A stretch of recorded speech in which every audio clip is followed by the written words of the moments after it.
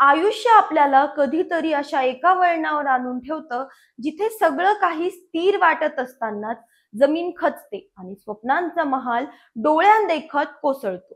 शुक्रवारी म्यानमारमध्ये असंच काहीसं घडलं.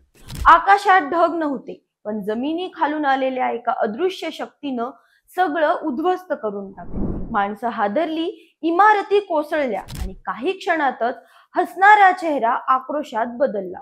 काय घडलंय हे समजायच्या आतच सगळं संपलं होतं. म्यानमार, थायलंड आणि चीनच्या सीमेवर राहणाऱ्या लोकांच्या पायाखालची जमीन अचानक हादरायला लागली. कुणी घरी होतं, कुणी कामावर, तर कुणी मुलांसोबत खेळत होतं. पण त्या एका क्षणानं सगळ्यांचं आयुष्य बदलून टाकलं. आता तुम्ही म्हणाल नेमकं काय झालं? नमस्कार, मी अंजली आपलं स्वागत करते पोलखोलमध्ये. शुक्रवारी म्यानमारमध्ये आलेल्या या भूकंपाचे झटके इतके तीव्र होते की जवळपास 4 मिनिटं जमीन थांबायचं नावच घेईना. यंगून शहरात राहणाऱ्या एका माणसाने सांगितलं, मी डुलकी घेऊन उठत होतो, तेवढ्यात इमारत हलायला लागली. आधी वाटलं भास झाला असेल, पण मग मित्रांचे मेसेजेस यायला लागले आणि कळलं हा भूकंप फक्त माझ्या शहरापुरता नाही तर देशभर पसरलाय.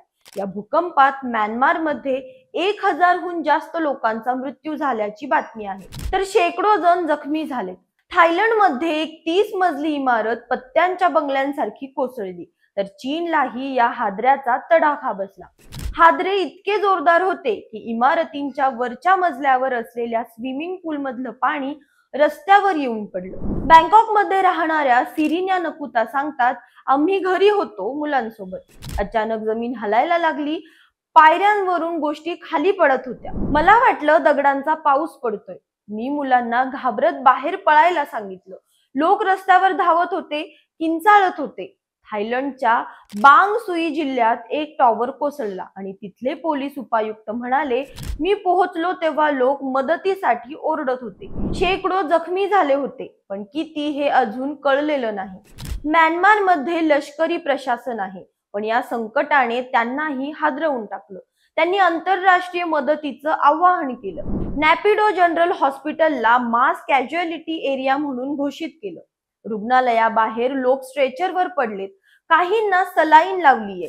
लष्कर प्रमुख मिन अँगो हेलंग म्हणाले, आंतरराष्ट्रीय समुदाय आम्हाला मदत करेल अशी आशा आहे, पण इंटरनेटवर बंधनं आणि संपर्क तुटल्याने स्थानिक संस्थांशी बोलणंही कठीण झालंय. मांडल मधली 90 वर्ष जुनी ऐतिहासिक इमारत कोसळली.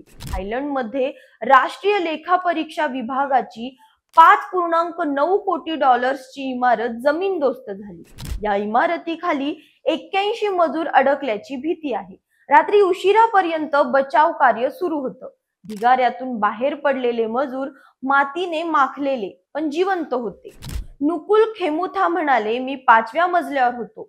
सगळा मजला हलत होता, भेगा पडत होत्या. माझा एक मित्र अजून सापडला नाही. 18 वर्षाचे एडिरसोन म्हणाले, इमारत मिनिटाभरात कोसळली. धूळ आणि धुरानं सगळं काळं झालं. श्वासही घेता येत नव्हता. हा भूकंप गेल्या दशकातला सर्वात मोठा होता, असं पत्रकार सांगतात. किती लोकांचा मृत्यू झाला याची आकडेवारी अजून स्पष्ट नाही, पण हजारो लोकांचं आयुष्य उद्ध्वस्त झालंय. मातीच्या ढिगाऱ्याखाली अडकलेली स्वप्न बाहेर काढायला अजून किती वेळ लागेल? अशाच माहितीपूर्वक व्हिडिओसाठी आमच्या चॅनलला लाईक, सबस्क्राईब आणि शेअर करा.